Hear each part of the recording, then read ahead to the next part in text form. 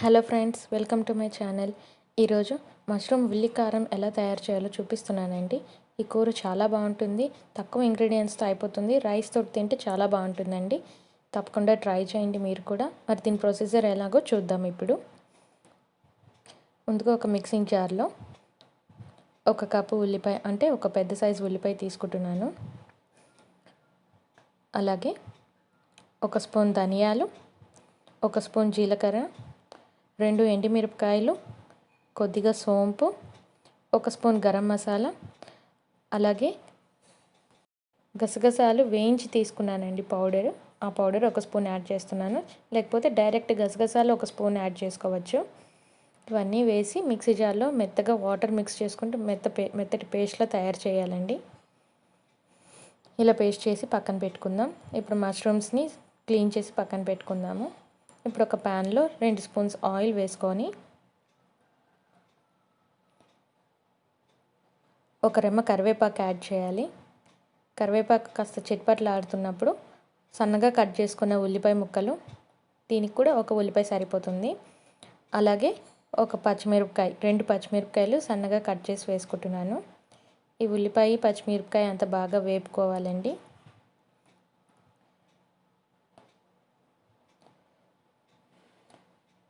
దీంట్లో ఒక చిటికెడు సాల్ట్, ఒక చిటికెడు పసుపు యాడ్ చేస్తున్నాను. ఈ సాల్ట్ కేవలం ఉల్లిపాయ వేగటానికి మాత్రమే యాడ్ చేస్తున్నానండి. డిష్కి సరిపడే సాల్ట్ నేను తర్వాత యాడ్ చేసుకుంటాను. సాల్ట్, పసుపు వేసుకున్నాక ఒకసారి బాగా కలుపుకోవాలి. ఉల్లిపాయలు అంతా బాగా ఎర్రగా వేగేంత వరకు మిక్స్ చేసుకోవాలండి. చూడండి, ఇలా ఎర్రగా వేగిన తర్వాత కడిగి పెట్టుకున్న మష్రూమ్స్ వేసుకోవాలి. నేను 1/2 కిలో మష్రూమ్స్ తీసుకుంటున్నాను. ఇవి ఆల్రెడీ చిన్నగా ఉన్నాయి కాబట్టి నేను దీన్ని స్లైసెస్గా కట్ చేసుకోలేదండి, డైరెక్ట్ అలాగే వేస్తున్నాను. మష్రూమ్స్ అన్నీ వేసుకొని బాగా వేగాక ఒక స్పూన్ అల్లం వెల్లుల్లిపాయ పేస్ట్ వేసుకోవాలి. అల్లం వెల్లుల్లిపాయ పేస్ట్ కూడా బాగా కలుపుకోవాలి. పచ్చివాసన పోయేంత వరకు వేపుకోవాలి.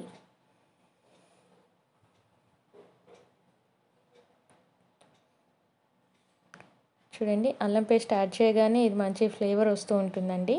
మష్రూమ్స్ కూడా వాటితో పాటే బాగా వేగాలి.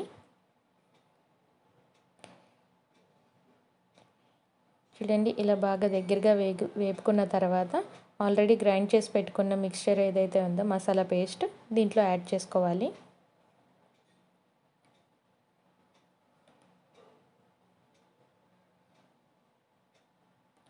ఉల్లికారం అంతా దాంట్లో యాడ్ చేసుకున్నాక ఒకసారి బాగా కలుపుకోవాలి.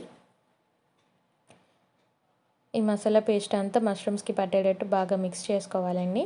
ఇప్పుడు డిష్కి సరిపడా సాల్ట్ నేను 1.5 స్పూన్ యాడ్ చేస్తున్నాను. సాల్ట్ యాడ్ చేసుకొని మొత్తం కలిసేలాగా ఒకసారి బాగా మిక్స్ చేసుకోవాలి.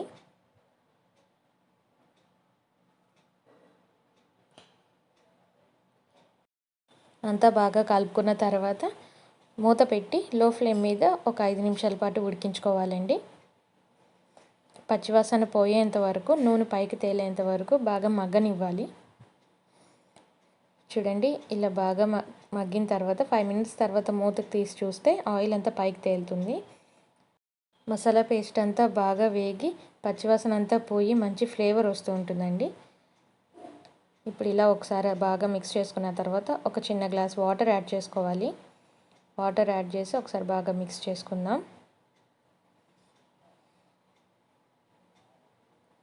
ఇది కూర కొంచెం ముద్దగా ఉంటేనే బాగుంటుందండి. మరి లిక్విడ్గా ఉంటే ఆ రుచి తెలీదు.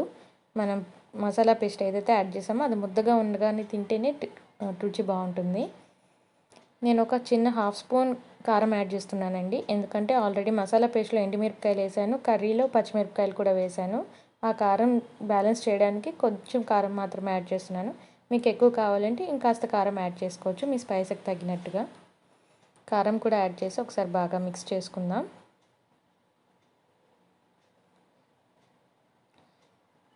చూడండి, ఉడకడం స్టార్ట్ అయింది కదా. ఇప్పుడు మళ్ళీ మూత పెట్టి ఇంకొక 5 నిమిషాల పాటు లో ఫ్లేమ్ మీద మగ్గించుకుందామండి. చూడండి, ఆల్మోస్ట్ డిష్ రెడీ అయిపోయినట్టే.